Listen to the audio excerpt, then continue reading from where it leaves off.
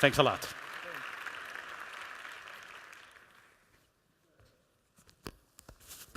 It's okay. I studied Spanish in high school. I was thinking I would try something, but I don't think I'd get very far. So I'm going to do this in English. So I'm going to tell you guys a little bit about the story of Etsy and a bit about how we think about business in general. So Etsy started about 7 years ago in this neighborhood in Brooklyn, New York. I was living there at the time with a guy named Rob Kalin, who'd end up being the founder of Etsy. But he and I had a screen printing business. We were making T-shirts, and I was trying to make it as a musician. And he was, this is Rob. He was a part-time furniture maker, part-time painter, part-time photographer, and then kind of accidentally stumbled into the web, which happened to a lot of us. I think, like a lot of creative people, it was kind of hard to cobble a living together. And it's actually a pretty amazing story how he got into the web. Our landlord had his office across the street from our apartment, and Rob went there one day to basically tell him that he couldn't pay the rent. So if any of you are creative people, you know that this often happens. And he went in there to talk to the landlord, and on the landlord's desk there was a proposal from a web developer to build a website for a restaurant that our landlord owned. And it was exactly twice the amount of money that Rob owed in rent. And he's like, I'll do that website for half that amount of money. The guy's like, deal. So Rob went out and got an HTML book, having never built a website before, taught himself HTML, and then 3 months later, he was the CEO of Etsy. So this is kind of how it happened. He was making these handmade wooden computers, and he built the cases himself. He really did it all, soldered all of the materials inside, and then wanted to sell them online. And since he'd learned how to make websites about a month earlier, he's like, I'm going to make myself a website to sell these computers. But then when he thought about it, we were making T-shirts and trying to sell them. Two of the guys that he met who helped him with that first website he built were animators and selling illustrations. And he's like, well, everyone's making stuff, but there's really not a great place to sell it online. There was eBay, but eBay had a lot of big corporations on it, and it really wasn't suited for people who really cared about the things that they were selling, right? If you're an artist, you want your work well represented. So, without any sort of business plan or idea if it would work, he made Etsy.com. So this was back in 2005. Now there's over 800,000 artists actively using Etsy. We are in, 4 languages, soon Spanish. We've transacted in 150 countries last year, and we're now supporting 31 currencies and really opening up places all around the world. So from the little Brooklyn apartment where we started the site, we've now got 400 employees, mostly still in Brooklyn, but some throughout Europe too. I should mention what is sold on Etsy. So Etsy, there's 3 things that can be sold right now on Etsy. There's handmade goods, vintage goods, and then art supplies. And that's it for right now. And what's really important is that these things are being sold directly from the people behind them. So it's all about direct connection between maker and buyer. This is an item from Etsy. This is my chart to show how the site's grown. A few figures for you. I think in 2005 we sold maybe a couple $100,000 of stuff, and then the next year it was $7 million, then 27 million, then 97, then 197, then 300, then 500, and this year will be probably another 70% over that. So it's moving in the right direction for sure. We have about 1.5 billion page views a month, 50 million visitors, and 20 million members buying from 800,000 small businesses on the site. But what's really exciting for us, far more than the business piece of this, is that behind every single shop there's a person. And in most cases it's a woman, actually, a woman who's running this small creative business. And this is when our thinking really started to shift around what the company was. I think in the beginning we're like, we're creative people. We're doing this for other artists. This is awesome. But when the site started to grow, we realized we were starting to have real impact on people's lives, and it changed the way that we thought about the site a lot. So this is picture that someone sent me from a photo booth. It says, "True story, Etsy changed my life." And we began, I'd say really last year, we put on a big conference in Berlin. It was the first Etsy event that we'd ever produced ourselves. We'd travel around the world and we'd meet up with artists everywhere, but we'd never actually produced our own event. And so I was living in Berlin, running all of our European operations for the last 2 years. I just moved back to Brooklyn in May. But when I organized this event, I didn't want it to just be about, here's how you sell on Etsy, let's get started. We started thinking about something bigger, and that something bigger was, well, this is something that I wrote about what we were trying to do, but it was about thinking about microeconomies and why small, local living economies are actually a far more sustainable path for the world. And this really got us thinking that, the real problem with a lot of the challenges that we're facing right now is that there's a very small number of very big things rather than a big number of very small things. And this is how we started thinking about business, that if we can help create all of these little microeconomies, we can actually start to try to do something that's better for the world. So there was a speaker at Hello Etsy named Judy Wicks. She started something called the Business Alliance for Local Living Economies in America. And she said this. I guess you guys can read it, but I won't read it for you. But this, really got me thinking too about Etsy, and how do we actually think about commerce not as just something that makes money, but something that actually can be an agent for positive change, positive social, ecological, economic change. And we completely, I think, formalized the way we were always thinking about the company, but we decided to take real steps to actually really be a different kind of company. So we started thinking about Etsy's mission as, how do we reimagine commerce in order to build a more fulfilling and lasting world? So how can business itself be something that actually creates more value than it takes from the world? And we started thinking that, well, we already do that on some level, right? We're a for-profit company. But we give away 96.5% of all the money that we make. Everything's going right back to the people behind these products.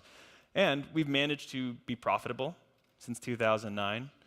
We managed to employ 400 people and create a whole bunch of entrepreneurial and social programs that help not only grow our business, but actually return a lot of value to the small businesses behind the company. And that, to me, is an example of a new way of thinking about business. And I really like this idea of business as unusual, right? Because business as usual has caused so many problems. How can you think about business as unusual? What does that actually mean? So for us, it meant, first of all, codifying what our values were, and then really trying to incorporate them into everything that we do in the company. And I thought business as unusual needs new forms of business entities. Has anybody ever heard of a B Corp here? Anyone? Wow, okay. Well, you should hear about B Corps, because this is a really, really cool, exciting thing that's started 6 years ago in the United States. So you can be, incorporated, that's a C Corp, right? You can be a limited liability partner, whatever it may be. B Corp is a new kind of business certification and business entity construction that's started in the United States. The biggest B Corps are Patagonia. Ben & Jerry's became a B Corp actually last week. 7th generation, they make cleaning supplies, and Etsy's probably up there too.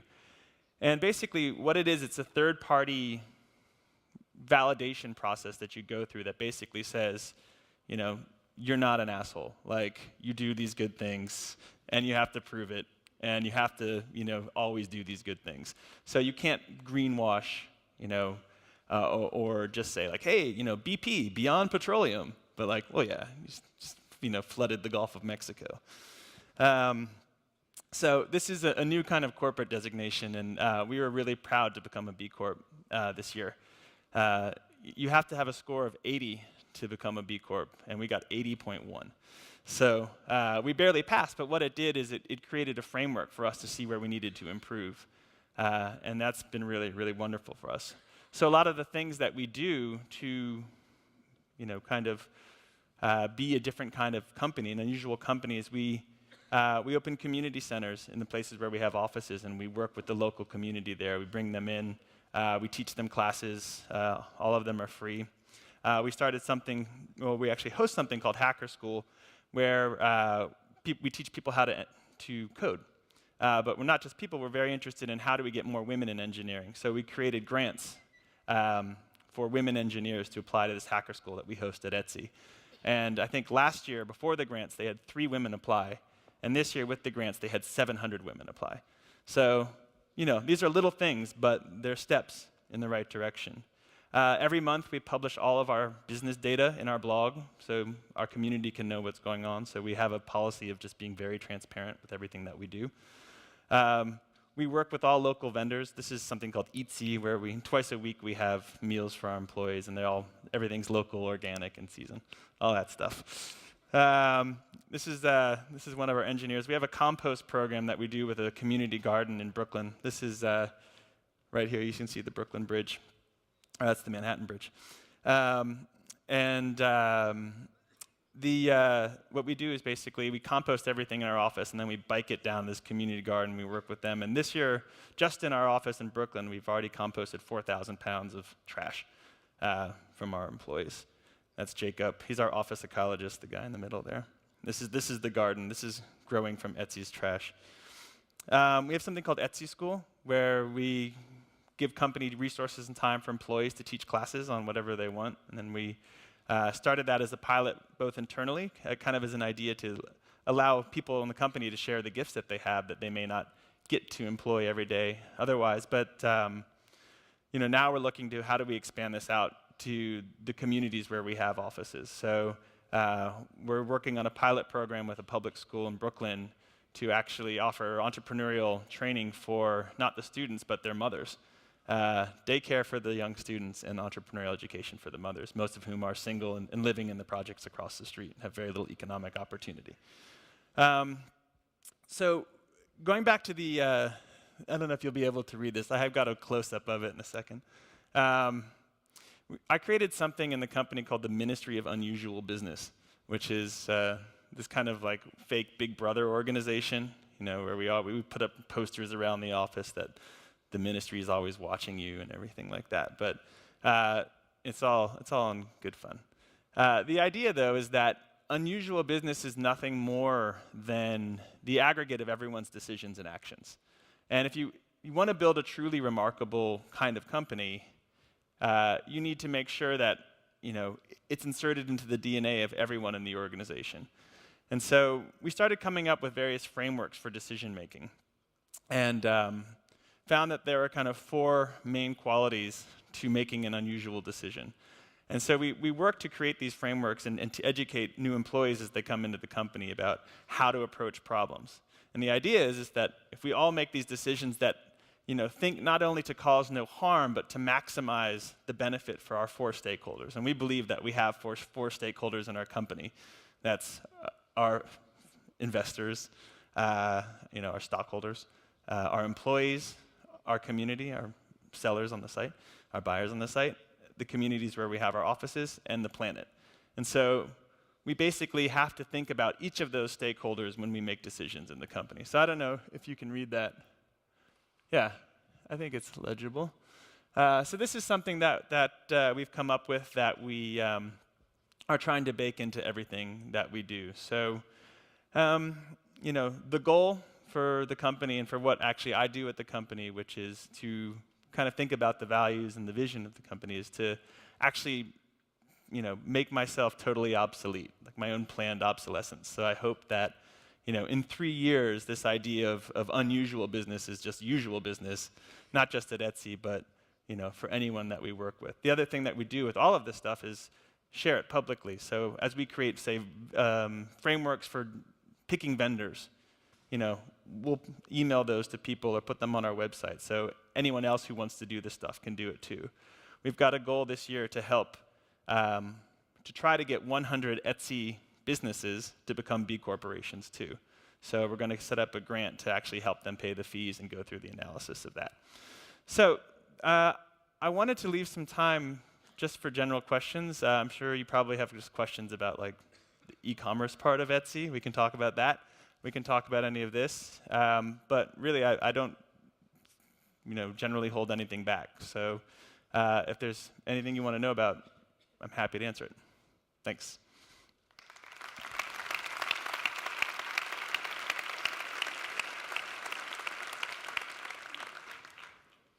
Any questions? How do we get the money? Good question. Yeah, who pays us? The sellers pay us. So we charge 20 cents to list an item for 4 months. When that item sells, we take 3.5% commission from that sale. We have one other significant source of revenue, which is we've built an internal advertising program on the platform. So artists can buy keywords, kind of like Google search, but internal. We don't have any third-party advertising on the site. We've also built our own payments product, so we can, we basically have our own internal version of PayPal. Why the name? I've never not been asked that. I was hoping someone was going to ask that. I always have a really unsatisfying answer too, and I'm going to give that to you right now. It was really funny. Rob came up with the name, and I was suggesting really awful names. And I didn't like Etsy at all. I thought it sounded really kind of cutesy, and now there's Foodsy, Gidsy. There's all these C sites. I feel like we started that. But the idea was to have a name that didn't come preloaded with a lot of meaning. Because what I like about Etsy, and this is the idea of the marketplace we make together, we don't sell anything, right? We're just the platform. So if all of the vendors decided they only wanted to sell lumberjack dolls, then we'd be a marketplace for lumberjack dolls. So Etsy is really just defined by whatever the community decides that it is. And so Etsy just means whatever it is. Is that annoying? Sorry. Any other questions? How do you get a seller in your marketplace? How does? How you sign on to be a seller? Yep, very simple. We don't actually do any sort of aesthetic judgment of what can be sold or who can sell on the site. As long as you're within our policies, anyone can set up a shop. Our policies right now say that the item has to be handmade by you. You can't be reselling it.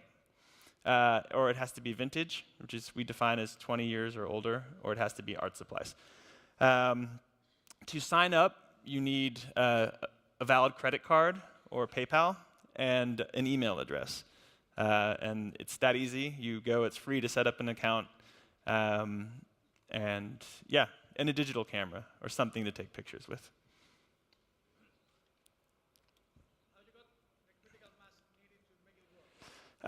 Good question. I don't know if you heard it. It was how did you get a critical mass? In 4 words? We focused a lot on bringing the sellers first. There's always that chicken and the egg thing with the marketplace. But we were really coming out of this community of makers, and there was a very strong pre-existing, what they kind of called like indie craft scene in America. And they really needed something like this too. We didn't necessarily associate like, we're part of this indie craft thing. We were just this kind of creative entrepreneur. And so we went into those places first where they were, and we focused a lot on building relationships with those sellers and building trust there. And so, hey, take a chance on us. It was free for the first couple months, and then we said, then it's going to be 20 cents. We grow by the platform, by giving people the means and the desire to bring more people to their shops, right? So the desire, I feel like we inspire by creating a brand that's transparent and honest and standing for something larger than just making money. But the tools are the tools that we give people to market their shops, and we create a lot of those for people to get their products off of Etsy. We focus a lot on bringing buyers to the site, right? That's probably the most important thing you can do once you have some buyers there is help them sell stuff. Then they'll be interested in staying and promoting and growing the site. But it's been very much a word-of-mouth business.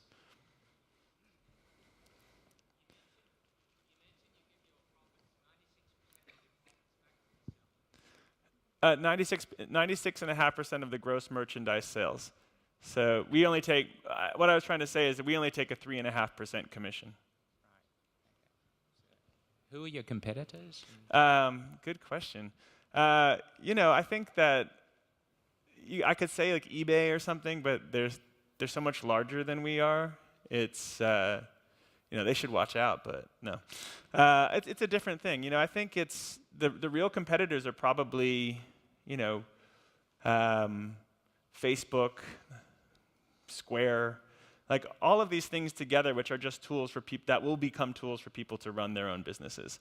And I think that we need to make sure that people can run Etsy anywhere, not just on Etsy. I feel like the days of just having a website where you drive people to that web, to buy and sell there are old or fleeting. And so now we need to make sure that, Etsy's working online, offline. We have a mobile app that's been downloaded around 2.5 million times. We have mobile payments now. So really the bridge to the online world and the offline world is, I think getting very blurry. You don't really have that anymore. So as far as competitors, I feel like it's, when you think about Square processing payments, it's just the next step for them to have a marketplace, or Facebook, allowing people to sell directly to their friends and fans via Facebook. So, of course, we have local competitors in various international markets. But we're focusing really just on building the best thing that we can build and not worrying too much about that. So could your competitors be your future partners? I think so. I think that's the best way to think about competitors, especially as we broaden what Etsy is, right, beyond a marketplace. If you think of Etsy as a platform for small creative businesses, then any one of our competitors could use any one of our services: payments, inventory management, tax accounting, whatever it may be. So yes, I think so. Not yet. I mean, you mean like the shipping of goods? That's a big hurdle to overcome. I definitely see a future world that's very focused on local, that's focused on digital distribution of goods, that's focused on services. And then, of course, people are still going to want physical products shipped all around. I get really excited thinking about new methods of production, like 3D printing, or, because there's real people behind Etsy, and a screen printer in Brooklyn has the same skills as a screen printer in Barcelona. Could they email a file to that person and print it locally? So I think that there's really interesting things that you can do, especially when, there's carbon taxes on things, or fossil fuels are scarce or prohibitively expensive. Right now, we do partner with like Deutsche Post and Royal Mail and the US Postal Service, but we want to look to try to find solutions where we can actually help people with that, because that is a big hurdle, especially if you're selling into the EU from the United States or someplace. When I was living in Berlin, I spent, probably like an hour every couple weeks going out to the customs office way out in the West and like waiting for hours to pay them like $2 on something. It was really frustrating. So there's some hurdles there for sure. Fair.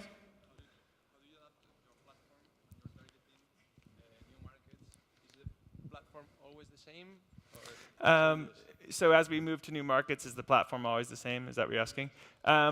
Generally speaking, yes. The idea, our approach to internationalization was that, it's a single global product made relevant to people anywhere. So we'll be launching in Spanish in the next couple of months. We focus a lot on working with artists in a local community. That's why we have local teams in the places, in the countries that we support. So, I think that the relationships you have with the community are different in every place. And, I learned a lot of tough lessons moving to Europe and internationalizing Etsy. And, I remember going to Finland, and I was like, wow, yeah, this is awesome, Etsy! I was like all excited, and people were like, looked like I just killed their mothers, like, and I just didn't know that was like a Finnish temperament, that you have to respect and everything. So that's, of course, a generalization, but, I think cultural sensitivity is very important. As far as the product goes, of course, there are some variations. Germany, everything's done locally via bank transfer. There's various payment needs depending on where you are. But the core idea is the same. First of all, congratulations for your project here. Where are you? Left. Hi. I think I've got a. If I think I've got an interesting product to sell, what steps should I follow? Well, I mean, I think the first thing is, just don't be afraid to fail and go out and try that. I mean, even if you make something that you don't think is interesting, I promise you someone out there does think it's interesting. You'd be amazed at the stuff that sells on Etsy. Now, assuming you do have a universally interesting product, which I'm sure you do, I think the first step would be to really take great photographs of that product. There's a lot of tutorials. We have a whole seller education resource area where you can learn about product photography. That would be the first step. And then, the other step I'd say would be to meet other sellers in the community. We have something called Etsy teams. There's about 280,000 members of Etsy teams around the world. They're groups of sellers that come together around a shared artistic interest or a location. There is a Spanish Etsy team that are distributed across Spain. And they're a great resource just to bounce ideas off of people, to get advice, or just to learn business tips from. Thank you. Thanks. Do you promise any guarantee to the buyer? Yep, so we do have a whole buyer-seller resolution area. We do have, with our payments, we have guarantees, right? If something goes processed through Etsy payments, if it goes through PayPal, then they have their own separate way of dealing with things. Generally speaking, we try to have the buyer and the seller resolve the issue together. Since we're not actually selling anything, it's kind of like if you go to a farmer's market and you get a bad pear, do you get mad at the person who rented the booth to the farmer? Like, you would probably first try to go to that farmer, but if there's no recourse there, then we do help, and we do try to make sure. I mean, I think that there's also a feedback system. So you have some, warnings if the seller has a bad reputation or something like that. Anything else?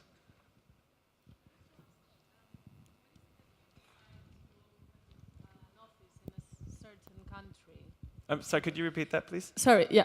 Hello. When is it that you decide to open an office in a certain country? And do you have an office in Spain? Not yet. So I'm not. I moved back in May, and I no longer run all of the international. So it's not my choice anymore. I'd like to open one in Spain. It's beautiful here. We look, of course, first where we have traction in the marketplace already. Spain is not an insignificant market for us. It's not huge yet, but it's picking up. So what we'll focus on usually doing is starting with a small team, like 2 or 3 people, to organize community events, focus on press and PR in a given market, and just kind of start to try to build the seller community there. And then we'll scale up services as we need. But all of our engineering happens in Brooklyn. So all of the international engineering still happens from America, but they work with the local representatives there. So I don't know when we're going to come to Spain, but I hope we do. Thank you. Thanks. I was wondering, what was the main challenge here, over here? Where are Same direction as before.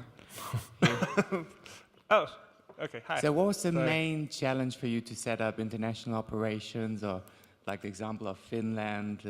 What did you find most difficult, main difference between America and Europe? There are a lot of small difficulties, nothing that was, so hard. I mean, I'd say entrenched kind of clone competitors who had a head start. That was a challenge in Germany, is a challenge in Germany. I think just being dependent on PayPal was a challenge in a lot of markets where there wasn't high saturation of PayPal. Shipping is a big challenge. There was a whole, we started, our first international office was in Berlin.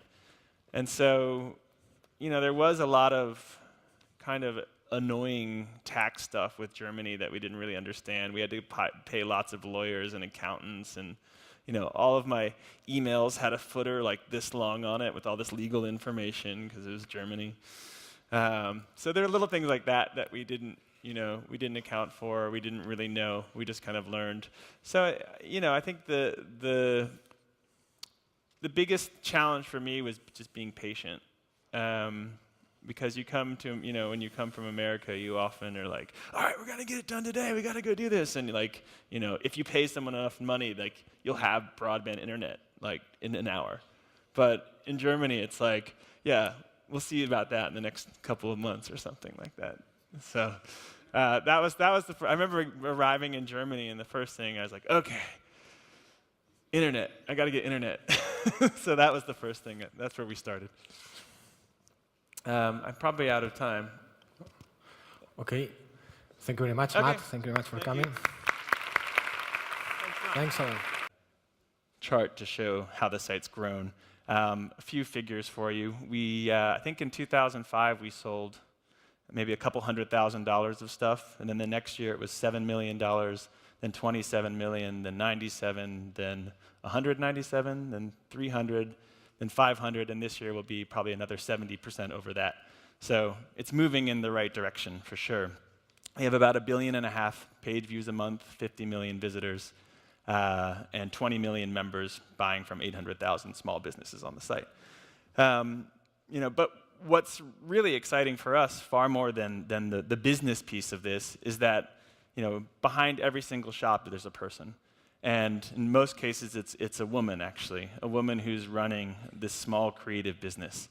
And this is when our thinking really started to shift. Handmade wooden computers, and he built the cases himself. He really did it all, soldered all of the materials inside, and then wanted to sell them online. And since he'd learned how to make websites about a month earlier, he's like, I'm going to make myself a website to sell these computers. But then when he thought about it, we were making T-shirts and trying to sell them. Two of the guys that he met who helped him with that first website he built were animators and selling illustrations. And he's like, well, everyone's making stuff, but there's really not a great place to sell it online. There was eBay, but eBay had a lot of big corporations on it, and it really wasn't suited for people who really cared about the things that they were selling, right? If you're an artist, you want your work well represented. So, without any sort of business plan or idea if it would work, he made Etsy.com. So this was back in 2005. Now, Thanks a lot.